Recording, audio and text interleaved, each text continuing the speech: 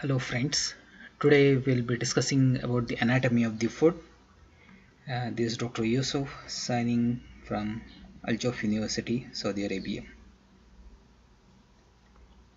So these are the specific objectives which we follow in the College of Medicine in Al Jof University.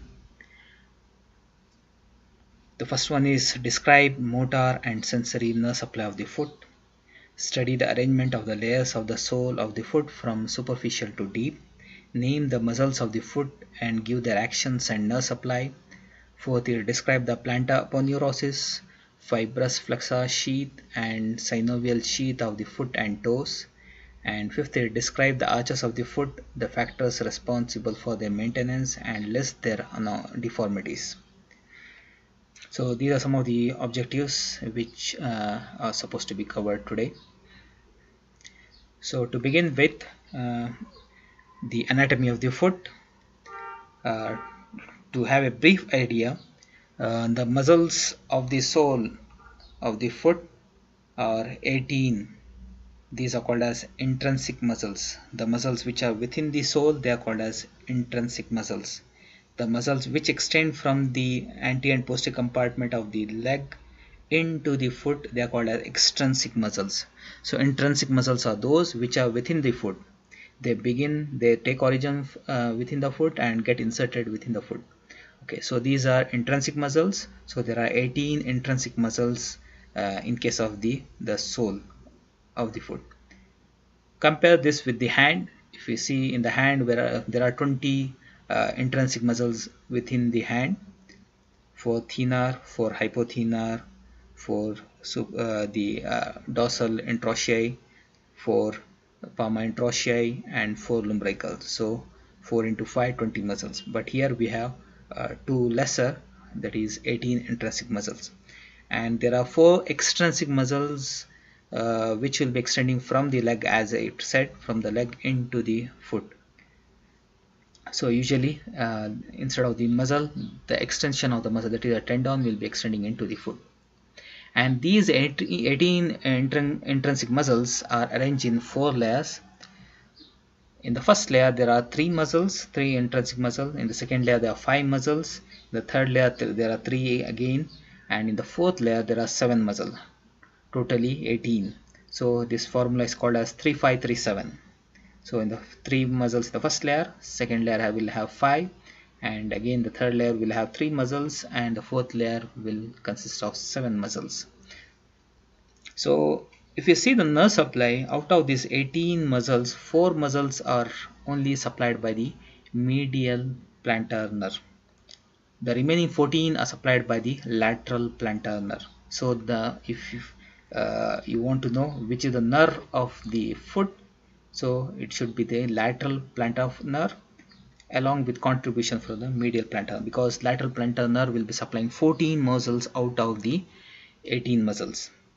Similar in case of the hand, if you see out of the 20 intrinsic muscles, 15 to 16 are supplied by the ulnar nerve. So if you want to confirm which is the nerve of the hand, then it should be the ulnar nerve, contribution with the other nerves. Okay. So similarly here, ulnar nerve can be compared to the lateral plantar nerve here, because it will be supplying 14 muscles out of the 18 muscles. So before we study this muscle, we should know something called as the plantar aponeurosis. Again, compare this with the hand. So there is also a aponeurosis which is called as the palmar aponeurosis. So these aponeuroses are nothing but the modified dysphagia. These are nothing but the modified dysphagia, and here in case of the foot it is called as plantar aponeurosis. And this consists of bundles of collagen fibers arranged longitudinally. So if you can see here, this is the plantar aponeurosis and its fibers extending longitudinally. So this is nothing but the modified dysphagia in case of the foot, which is called as the plantar aponeurosis. Similarly, in case of the hand, it is called as the palmar aponeurosis. So even in case of the hand, it is triangular in shape. Here also we have this plantar aponeurosis, which is triangular in shape, with the apex directed towards the heel and the base is extending towards the digits, the fingers or the toes here in case of the foot. So this, if you see the attachment, posteriorly it is attached to something called the an extension from this is the calcaneus bone. So from there is a small tubercle here on the medial side. This is called as medial tubercle. Similarly, we have the lateral tubercle here. So this aponeurosis, the apex of this aponeurosis is towards the medial tubercle of the calcaneus bone. Okay, so this is the apex. And if you see the base, the base will be splitting into 5 digits. So if you can see here, the 5 slips for 5 digits of the toes, and they will go and get inserted to the metatarsal heads of all the toes, and from there it extends into the flexor sheath. There is again modified dysphagia around these digits, that is called as the flexor sheath, and this will go and get invaginated within the flexor sheath. So this is called as the plantar aponeurosis, with the apex directed towards the medial tubercle of the calcaneus, and the base is split into 5 slips, and the 5 slips will go to the metatarsal heads, and from there to the flexor sheath. Why should we have this plantar aponeurosis? So this is a very important question which you are supposed to ask. Okay, so this so what are the functions? Okay, so the functions are, one is it maintains the longitudinal arch. So there's something called as arches in the foot. Foot is not flat, but it has arch. Okay, so this arch is maintained by this plantar aponeurosis. It will hold this is called as the longitudinal arches. There are medial longitudinal arch as well as lateral longitudinal arch. There are also transverse arches, but this will be helpful in maintaining the longitudinal arch. So this arch will be held by we'll study these arches later. So you should know that this plantar aponeurosis will be helping in the maintenance of these longitudinal arches. How? We'll study it later. Okay. The second function is it provides origin of the superficial plantar muscles. If you can see here, just deep to this, there are some superficial muscles in the first layer of sole. So these muscles will be taking origin not only from the bone, but also some part will take origin. An additional origin for these muscles will be from this plantar aponeurosis. And the third and most important is it protects the plantar vessels and nerves from compression, because it is in the sole, and if you are walking on an uneven floor or on a rough surface, especially in case of olden days when they never used to use slippers or shoe or something like that at that time, and if they are walking on the uneven surface on some rough ground, and whenever they walk, there are important nerves and blood vessels and nerves here within the sole which will be supplying these muscles. So if there is no plantar aponeurosis, then they will be direct in contact with the uneven surface, and if there is any stone or something like that, and they will hit it, and these plantar vessels and nerves are prone for injury. So this plantar aponeurosis will protect the structures deep inside. So it will protect the plantar vessels and nerves deep inside this sole. Okay, so these are some of the important functions of the plantar aponeurosis. One, it maintains the longitudinal arch. Second, it provides origin for the superficial plantar muscles, and the third is it protects the plantar vessels and nerves from compression. So these are some of the functions of the plantar aponeurosis. Now we'll study the muscles one by one, starting with the first layer. As I said, the formula is 3, 5, 3, 7. So in the first layer there are 3 muscles. The 3 muscles are the flexor digitorum brevis. If you can see here, this is the muscle which is called as the flexor digitorum brevis. Flexor because this is in the flexor compartment. In case of the leg, if you remember, the posterior compartment is called a flexor compartment, and these muscles will extend even into the foot. So this is the plantar surface, so it will extend to the plantar surface. So all these will be helping in the flexion. Similarly, the muscles which are intrinsic muscle that I was talking about, that was about the extrinsic muscle. Here we have the intrinsic muscle. These are also in the sole. So all these muscles will help in the plantar flexion.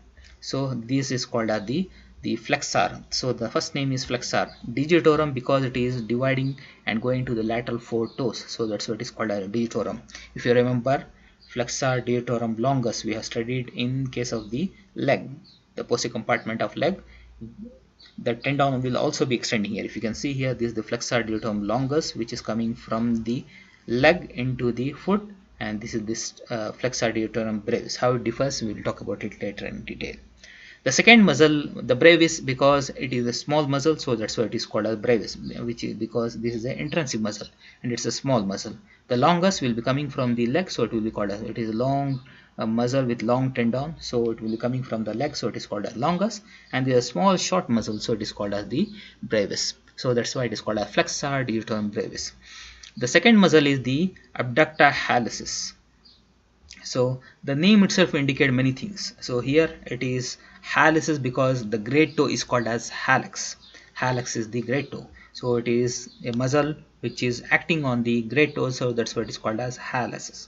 And abductor, depending on the function, because it is on the medial side, it will be abducting the great toe. That's what is called as abductor hallucis. The third muscle here is the abductor digiti minimi. Digiti minimi means little finger. If you remember, similarly in case of the hand also we have digiti minimi. The little finger is called as the digiti minimi. Similarly here the little toe will be called as the digiti minimi. And the function of this muscle is abduction. So that's why it is called as the abductor digiti minimi. So these are the three muscles which are there in case of the first layer. So we'll talk about the origin and insertion of these muscles as well as nerve supply and actions. Coming to begin with the flexor digitorum brevis, it will be taking origin from the again from the similar to the aponeurosis. This also take origin here you can see a tubercle. This is called as the medial tubercle of the calcaneum. So this is taking origin from the medial tubercle of the calcaneum as well as the plantar aponeurosis. As I said, the muscles of the first layer also have an additional origin from the plantar aponeurosis. So this muscle also take origin from the plantar aponeurosis along with the bone. Insertion will be, it will be going to the margins of the middle phalanx of the lateral 4 toes. If you remember the flexor digitorum longus, we had discussed that this will be the tendons which will be going to the lateral 4 toes. Lateral because the great toe will be on the medial side, so it will be counted from here. So this will be the first toe, second toe, third, fourth and fifth. Just compare with the hand. In case of the hand, the thumb is taken as the first finger. So, and that is on the lateral side. Here in the great toe is on the medial side, as we remember, because this is because the lower limb has rotated medially, and that's why the great toe has come towards the medial side. But in case of the hand, there was rotation on the lateral side during development, so the thumb has gone to the lateral side. So the thumb will be the first finger there, second, third, fourth. It will be counted from lateral to medial side. Here it will be from medial to lateral side because the great toe is on the medial side. So this is the first, second, third, fourth and fifth. Okay, so now if you remember the flexor digitorum longus, it will be going to all these 4 here. It will divide into 4 splits into 4 tendons, and it go to the lateral 4 digits, and that will be getting inserted to the distal phalanx. If you remember the base of the distal phalanx. Now see, compare this with the flexor digitorum brevis. This will also divide into 4 tendons, but it will not go into the distal phalanx, but it will go to the middle phalanx, and it splits into 2 and get inserted to the lateral 4 toes into the middle phalanx. Okay, middle phalanx here, split into 2, and between the 2 splits will be the passage of the flexor digitorum longus tendon here. So flexor digitorum brevis breaks into 2, splits into 2 and get inserted to either side of the shaft of the middle toe, middle phalanx, and this flexor digitorum longus will pass through this split and goes and get inserted to the base of the distal phalanx. So this is how the flexor digitorum brevis and the longus will differ in their insertion. The nerve supply to this muscle is medial plantar nerve. If you remember, I told there are only 4 muscles which are supplied by the median plantar nerve, only 4 muscles. So if you remember the 4 muscles, the remaining 14 will be supplied by the lateral plantar nerve. So just remember these 4 muscles which are supplied by the median plantar nerve. So this is the first muscle which is supplied by the median plantar nerve, the flexor digitorum brevis. So this is the muscle here, flexor digitorum brevis. Now going to the second muscle, the abductor hallucis. So this is the muscle here which is called as the abductor hallucis. This also take origin from the medial tubercle of the calcaneum as well as the flexor retinaculum. So this also take origin from the medial tubercle as well as the retinaculum here on the medial side. This is called as the flexor retinaculum.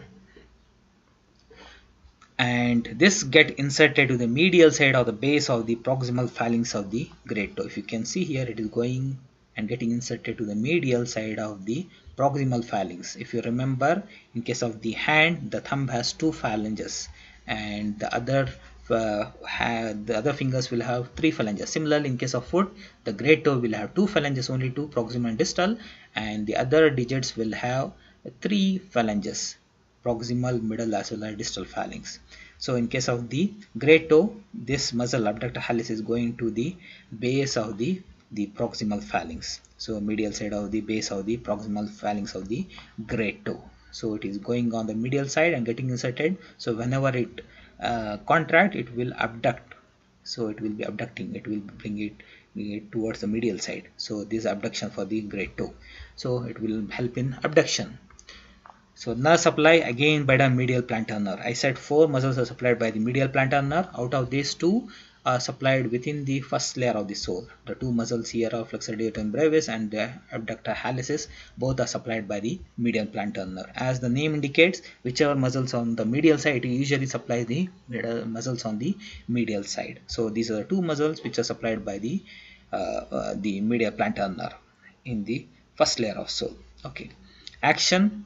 It helps in the abduction of the great toe. As the name indicates, it is the abductor, so it will help in the abduction of the great toe. And flexor digitorum brevis, so this will be, as the name indicates, flexor, so it will be helping in the flexion of the other 4 toes, lateral 4 toes. Okay. Now going to the third muscle, that is the abductor digiti minima. This is the muscle here. So this muscle has a big origin. The whole origin cannot be seen because this is covered by the flexor digitorum brevis. If not, it will be taking origin from both the tubercles, medial as well as the lateral tubercle of the calcaneum. As well as it will be taking also some part will be taking origin from the lateral intermuscular septum. Okay, so this is an additional origin. If not, it will be usually mainly taking origin from the medial and lateral tubercles of the calcaneum, both this medial as well as lateral tubercles of the calcaneum, and it will also go toward the proximal phalanx of the little finger and get inserted to the lateral side.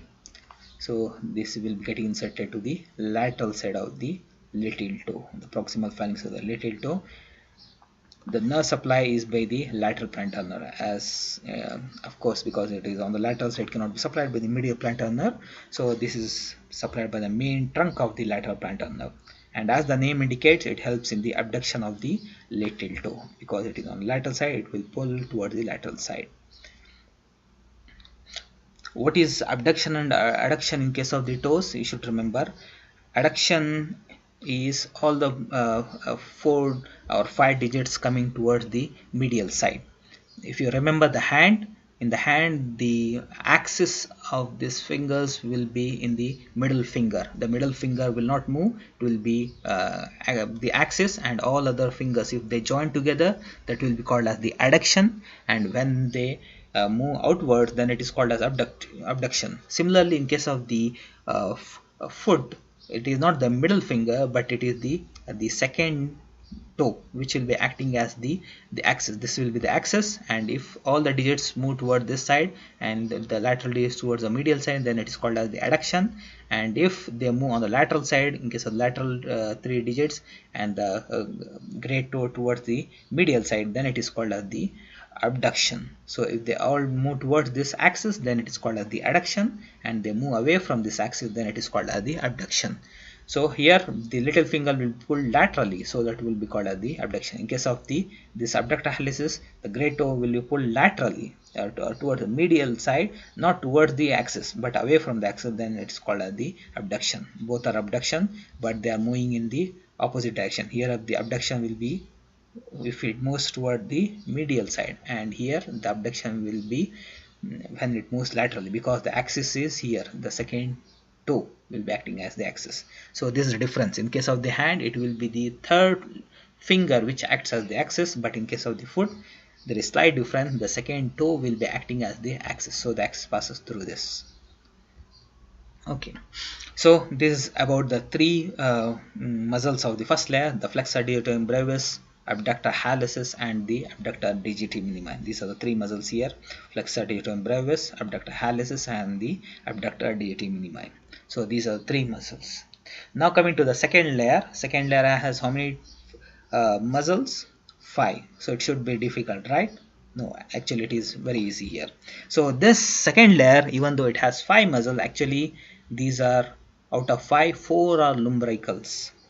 What are lumbricals? If you remember, similarly in case of hand we have lumbricals. Lumbricals are those muscles which look like worms. Okay, so these are called as lumbricals. Here in this foot you can see these are the lumbricals here.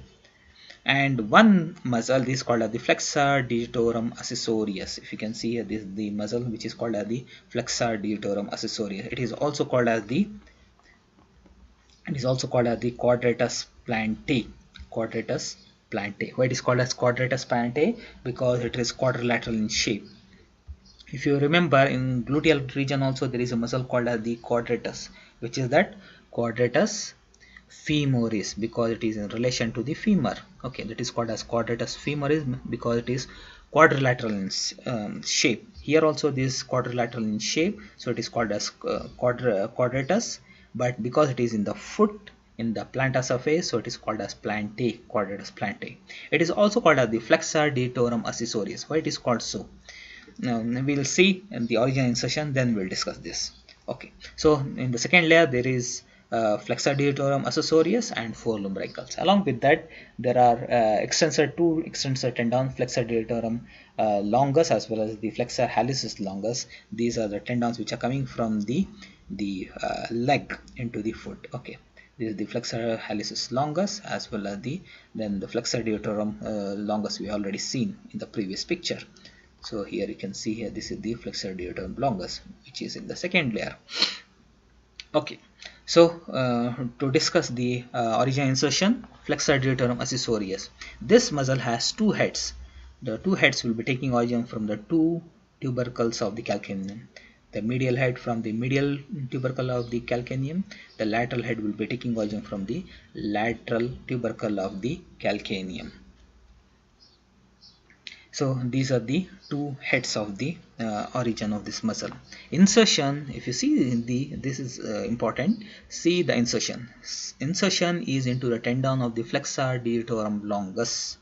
So this muscle, this is the flexor digitorum longus here, which you have already seen here also deep inside. This is the flexor digitorum brevis. This is the longus which I was talking about, which comes from the leg. So this is the flexor digitorum longus muscle with the 4 tendon going to the distal phalanx of the lateral 4 toes. Okay, so this muscle will be inserting to this tendon. Usually it should be into the bone, but there is slight change here. It will be inserting into the tendon of the flexor digitorum longus. The origin from the 2 tubercles of the calcaneum and the insertion to this long flexor, that is flexor digitorum longus, which is coming from the leg. So what is the action of this muscle? This muscle, because if you see the tendon, it is going from the medial side to the lateral side, and whenever this muscle contract, it is supposed to flex the lateral 4 digits, as the name indicates, flexor digitorum longus. But because the axis is slightly oblique, it cannot be exactly flexion. So to make this axis straight, this muscle, whenever this muscle contract, it will pull the tendon in the proper direction, and this will be bring the tendons back into the axis. So whenever this muscle, the flexor digitorum accessorius, will contract, this will be contracting in turn, will be contracting the lateral 4 digits, and it will be flexing the lateral 4 digit. So that's why it is called as flexor digitorum accessorius. Now you understood why it is called as flexor digitorum accessorius, because it will be assisting. Accessorius means assisting the flexor digitorum. longus. Okay, so that's what is called as flexor digitorum accessoris, or it is also called as the quadratus plantae because it is a quadrilateral muscle and it is in the plantar surface. Then we have the four lumbricals here. Okay, so the nerve supply of this is by the lateral plantar nerve, and then action, as I already said, it straightens the pull of the flexor digitorum longus, the flexor tendons. So as I said, it will be straightening the action of this four tendons, straightens the pull of the long flexor tendon, that is the flexor digitorum longus. That's the function of this flexor digitorum accessorius. Now coming to the four lumbricals. The first lumbrical is unipinnate, and all other three muscles will be bipinnate. If you what is unipinnate, if the fibers are in one direction, then it is called as unipinnate. This is the unipinnate muscle, the first lumbrical. As I said, all the numbers will be from medial to lateral side in case of the foot. Okay, so because this is the first digit and this is the second digit and the third, fourth and fifth, so these lumbricals are also numbered from medial to lateral side. This is the first one, this is the second, third and fourth. So these the fibers of this muscle are all in one direction, so that's why it is called a unipinnate. Compare this with the second. So if you can see here, the fibers of this muscle are in two directions, one coming from the lateral side, another coming from the medial side, joined together. Similarly, see here in the third, some fibers coming from the lateral side, some fibers coming from the medial side. Compare with again with the fourth, also we have bipinnate. So these lateral three are bipinnate and the first one is unipinnate. So all this will be taking origin from the flexor digitorum longus tendon. So all these four muscles, four lumbricals, are taking origin from the flexor digitorum longus, to which the quadratus plantae is inserted. So that's why this tendon is very important in case of the second layer of the sole. And the insertion of this muscles will be into the extensor expansion. If you remember, in case of the hand also, we had something called as the dorsal digital expansion or extensor expansion. Similar in case of the foot also, if you see, this whole of the digits are covered by a thick modified deep fascia, and this is called as the extensor tendon because it is on the dorsal surface mainly. So if you can see here, this is the lumbrical. So it is actually in the plantar surface. Here if you can see, this is the flexor digitorum longus tendon going on the plantar surface and getting inserted to the base of the distal filling. But see the lumbrical, even though it is taking origin from the tendon, it goes here and then it winds, it goes from the sole into the dorsal surface, the superior surface in case of the foot. Okay, so this is the lumbrical which is on the plantar surface. From there it goes to the dorsal surface and get inserted to this dorsal digital expansion. So this is the insertion of this muscle. So even though this is because this muscle is going to the dorsal surface, so even though it is in the plantar surface, but it doesn't flex, but it will be extension of the digits at the interphalangeal joint is the main action. Even though the lumbricals are in the plantar surface, but they are supposed to be flexing, but because these muscles cross and they go to the dorsal surface, so even though they are in the plantar surface, they will be extending. Okay, so they maintains the extension of the digits at the interphalangeal joint. So interphalangeal, between the two phalanges, that is called interphalangeal joint, and this, because it crosses and goes to a dorsal surface, whenever it contracts, it will be extending these joints here, interphalangeal joint between the two phalanges. Nerve supply of these lumbricals is, the first lumbrical is supplied by the medial plantar nerve and the remaining three are supplied by lateral plantar nerve. So the first lumbrical is supplied by the medial plantar nerve and the remaining three are supplied by the lateral plantar nerve. So we have seen in the first layer there are two muscles supplied by the medial plantar nerve. In the second layer there is one lumbrical which is supplied by the medial plantar nerve. Now there is one more muscle which is supplied by the medial plantar nerve in the third layer, and if you remember these four, all other muscles are supplied by the lateral plantar nerve. Coming to the third layer, as you remember, again the formula is 3, 5, 3, 7. So in the third layer there are three muscles. So the three muscles here are the flexor hallucis brevis, again hallux, so it will be in the medial side. So this is the flexor hallucis brevis, then the flexor digiti minimi. So here is the flexor digiti minimi, and here is the adductor hallucis. Adductor hallucis. So these are the three muscles which are in the third layer. Begin with the flexor hallucis brevis, the first muscle, flexor hallucis brevis. If you see here, the origin is Y-shaped tendon. If you see here, it will be a Y-shaped tendon taking origin from two sides. The lateral limb will be taking origin from the medial part of the cuboid bone. If you see here, so it is taking origin from the lateral side from the cuboid bone, and the medial limb is a direct continuation of the tendon of the tibialis posterior. If you see here, the tibialis posterior tendon comes and get inserted to the cuneiform, medial cuneiform, as well as the navicular bone. So this continuation of this will be the flexor hallucis brevis. So this is a tendon of the tibialis posterior getting inserted to the navicular bone as well as the medial cuneiform, and this continues as the flexor hallucis brevis, flexor hallucis brevis. So these are the two tendons or the two limbs of this muscle called the flexor hallucis brevis, two heads, or we can call it as two heads. So this is the origin of this muscle, the lateral limb taking origin from the cuboid bone, here, and medial limb taking origin directly as a continuation of the tibialis posterior getting inserted to the navicular bone as well as the medial cuneiform. Insertion, it will split into two, one on each side of the base of the proximal phalanx of the big toe or the great toe. So it will have two parts, and the two parts will go on either side to the base of the proximal phalanx and get inserted to the base of the proximal phalanx of the great toe. So it will be getting inserted on either side. So it has two origins, two heads or two limbs, and getting inserted again on the two sides of the proximal phalanx of the great toe. And if you observe here, there are small bones here within this tendon. These are called as sesamoid bones. If you remember, the largest sesamoid, it is in case of the knee joint, that is the patella. Patella is said to be the largest sesamoid bone. What is sesamoid bone? Sesamoid bones are those bones which are within the tendons of the muscles. Sesamoid bones are those bones which are within the tendon. If you can see here, these are small bones which are within the tendon of this muscle called the flexor hallucis brevis. So these are called as sesamoid bone. But the largest sesamoid bone is, as I said, the patella, which is within the tendon of the quadriceps muscle. Quadriceps, the four muscles of the anterior compartment of the thigh.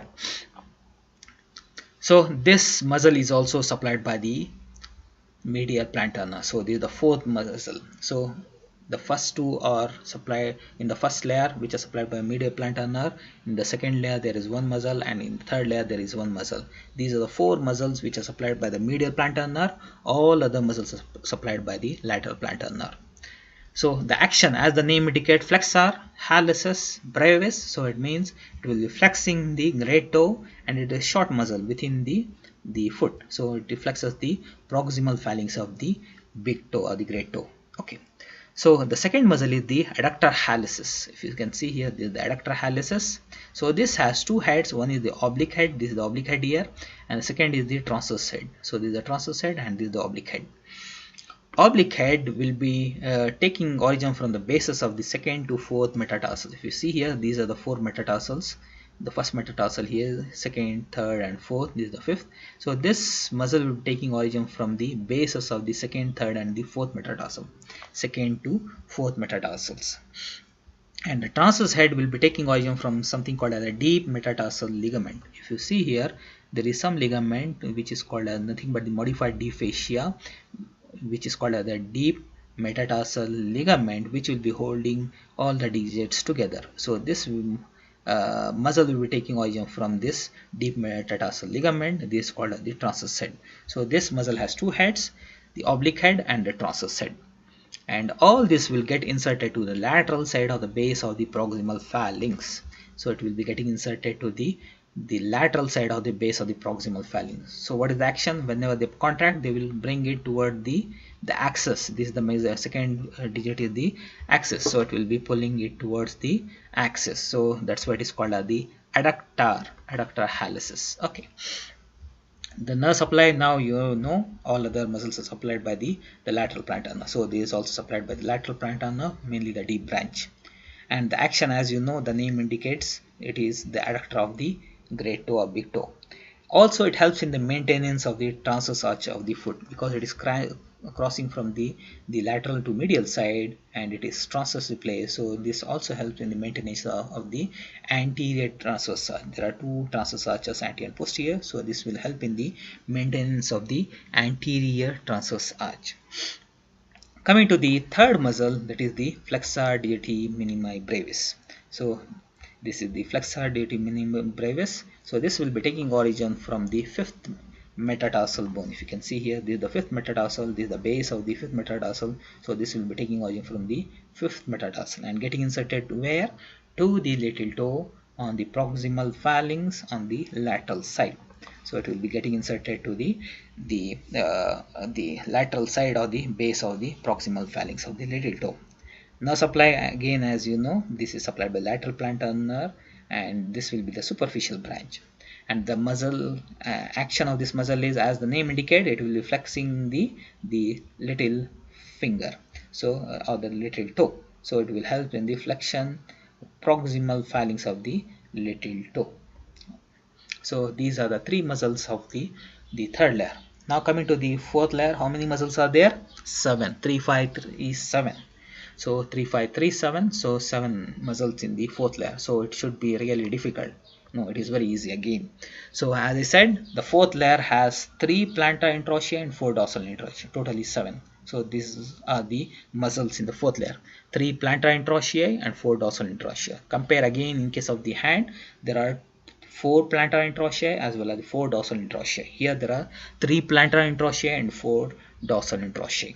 That's the difference. Okay, so here you can see the dorsal interossei, which can be seen from the dorsal surface, superior surface of the foot. So these are the dorsal interossei.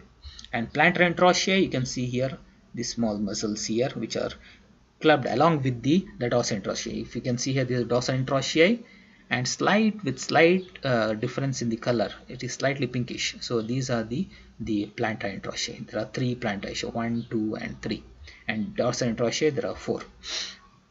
Okay, so what is the origin of these muscles and the insertion?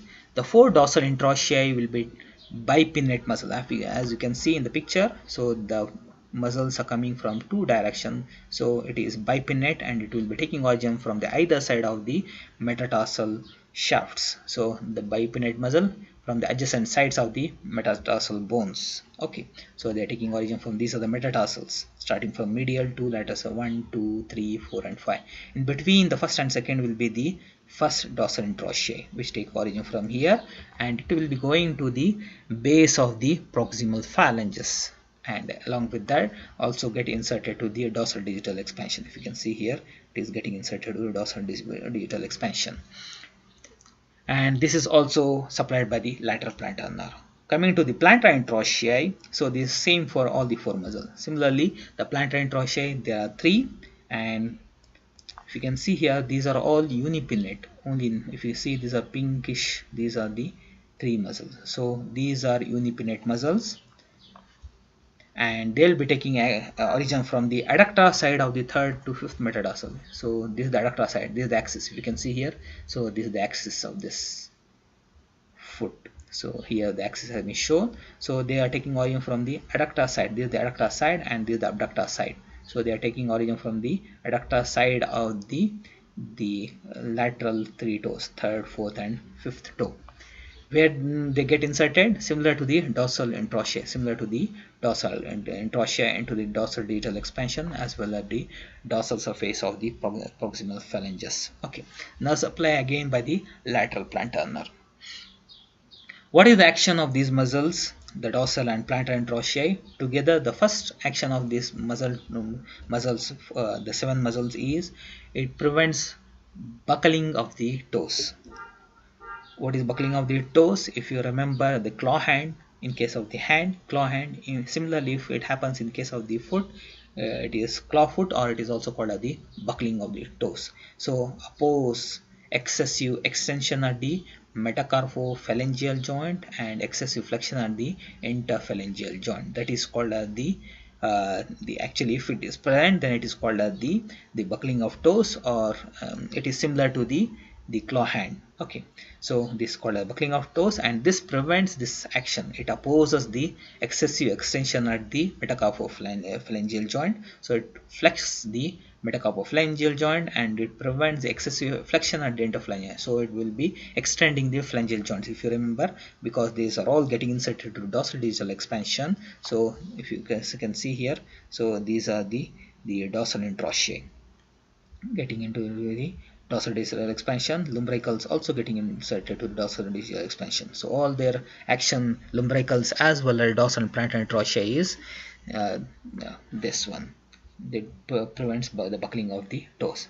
Along with that, the dorsal interossei, these muscles, the four muscles, help in the abduction of the toes. What is abduction? As I said, if you can see here in this arrow, they have shown this purple colored arrow with the dorsal interossei. It is help in abduction. So all the digits, if they move away from the second digit towards the lateral side and medial side, medial for the great toe and lateral side for the other toes, then it is called as the abduction. So this is done by the dorsal interossei. Compare with the dorsal interossei of the hand, there also the dorsal interossei will help in abduction and the palmar interossei help in the adduction. Here in the similar fashion, the plantar interossei will help in the adduction. What do you mean the adduction? If all these other digits come towards the second digit, then it is called as the adduction. So the plantar interossei helps in the adduction of the toes. So the plantar interossei help in the adduction of the toe, and dorsal interossei help in the abduction of the toes. So these are the four layers of the sole and the muscles within these four layers. The first layer having 3 muscles, second layer having 5 muscles, the third layer having the 3 muscles, and the fourth layer having the 4 muscles. The 4 plus 3, that is the 7, sorry, and the fourth layer will be having the 7 muscles, 4 plus 3 muscles, 4 dorsal interossei and 3 plantar interossei. Now coming to the blood supply of the sole, it is mainly supplied by the lateral plantar artery. If you see this picture, so here is the tibial nerve and the posterior tibial artery. If you remember, these are the two structures which will be supplying the posterior compartment of the leg. All the muscles are supplied by the tibial nerve and the posterior tibial artery. So they supply these posterior compartment of leg. Now they are entering the foot. When they enter the foot, this posterior tibial artery divides into a lateral plantar artery and a medial plantar artery.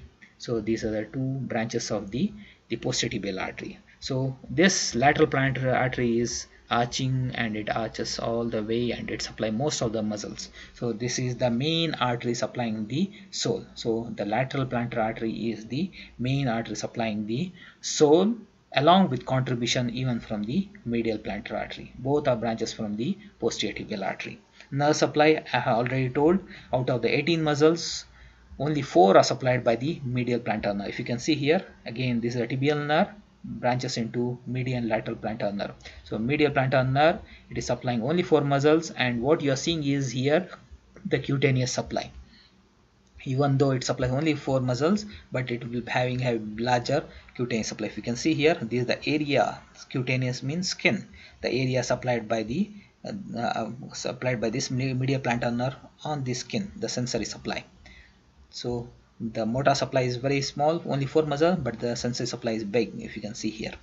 Okay, and the remaining 14 are supplied by the lateral plantar nerve, and this is the lateral plantar nerve, which is again a branch from the tibial nerve. It supplies most of the muscles, 14 muscles out of the 80 muscle, but see the area of the skin, it has a very small area of the skin. Lateral plantar nerve supplies only the dorsal surface, the plantar surface, 1.5 finger. Compare this with the ulnar nerve. Ulnar nerve also, as I said, out of 20 muscles, 15 to 16 muscles are supplied by the ulnar nerve motor supply, but the sensory supply again the medial 1.5 digits. So similarly here the lateral plantar nerve will be supplying the plantar surface only 1.5 finger digits and this part of the sole. Along with this, there is also contribution from the tibial nerve directly, which supply the heel region. This is the sensor supply to the foot. So it is mainly by the medial plantar nerve, small area by the lateral plantar nerve, and the heel area supplied by the tibial nerve, along with contribution from the saphenous nerve. The saphenous nerve, as I said, is the longest nerve, which will be beginning in the femoral triangle and come all the way up to here and supply the sole. So small contribution here on the saphenous nerve, and this is the sural nerve, which is supplying the lateral side. So these are the 4 nerves or 5 nerves which will supplying the sole. This is the cutaneous supply, sensory supply. Coming to the dorsum of the foot. Dorsum means the superior surface of the foot, also called as the dorsum of the foot. Okay, dorsum should be on the posterior side, but as you remember during development, as I said, because the lower limb has rotated medially, so the dorsum has come in the front, and this form the superior surface, or also called as the dorsal surface of the foot. It contains no aponeurosis like the plantar surface. There is a thick aponeurosis. Here there is no need of the aponeurosis because this is less prone for damages from above. So there is no aponeurosis, and there are no muscles except one muscle called as the extensor digitorum brevis. So there is a small muscle here, this is called as extensor digitorum brevis. Remember, similarly we have a muscle here, this in the anterior compartment of the leg, this is called as the extensor digitorum longus, which will be going to again to the lateral 4 digits. This is called extensor digitorum longus because it is a long muscle coming from the leg into the foot.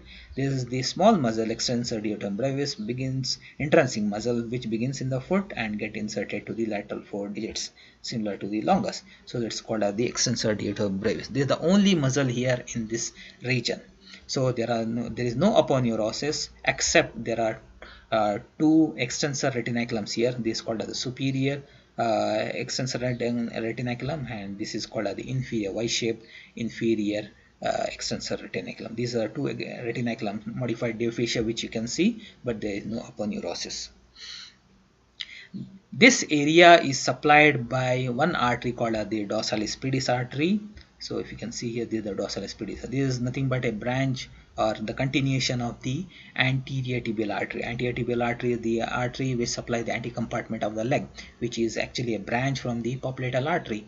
So this artery continues into the foot as the dorsalis pedis artery. This is a very important artery again for the clinical skills, where you are supposed to examine the pulse of this artery called the dorsalis pedis artery, especially in case of the diabetic patients, as well as in case of a condition called as TAO, in case of the smokers, where you are supposed to palpate this artery. Coming to the venous drainage. Venous drainage on the dorsal surface, there is something called as the dorsal venous arch. Compare this again with the dorsal venous arch on in the hand.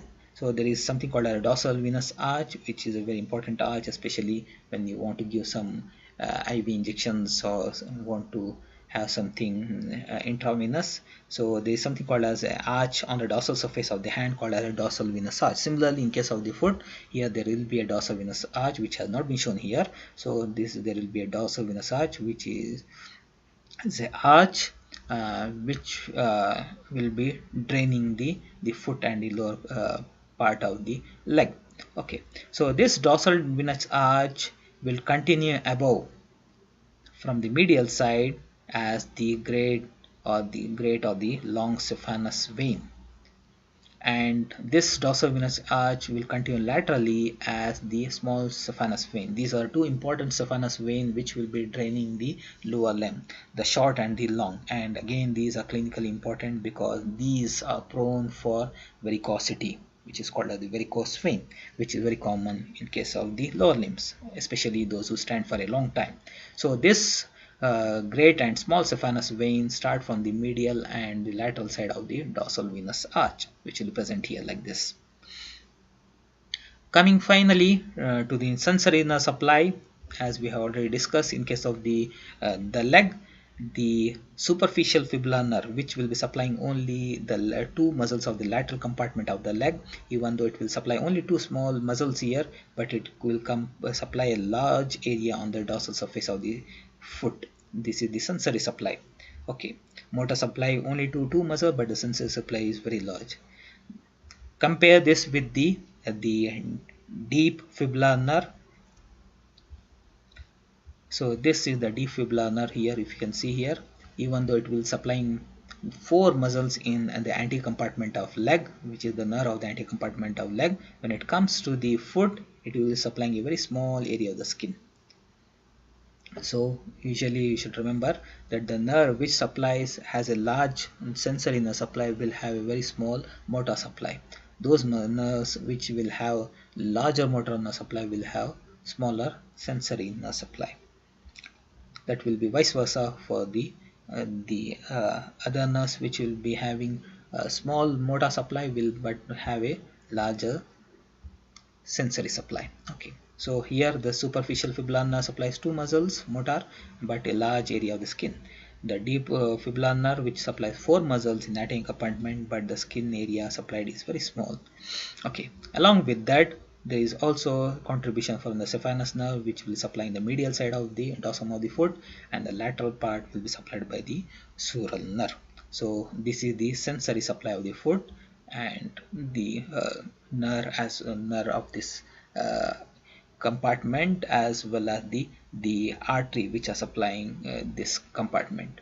It is not big here, only the dorsalis pedis artery, because there is only one muscle, small muscle here, and the nerve sensory nerve supply is mainly by these four nerves: saphenous nerve, superficial fibular nerve, sural nerve, and the deep fibular nerve. So this is about the foot.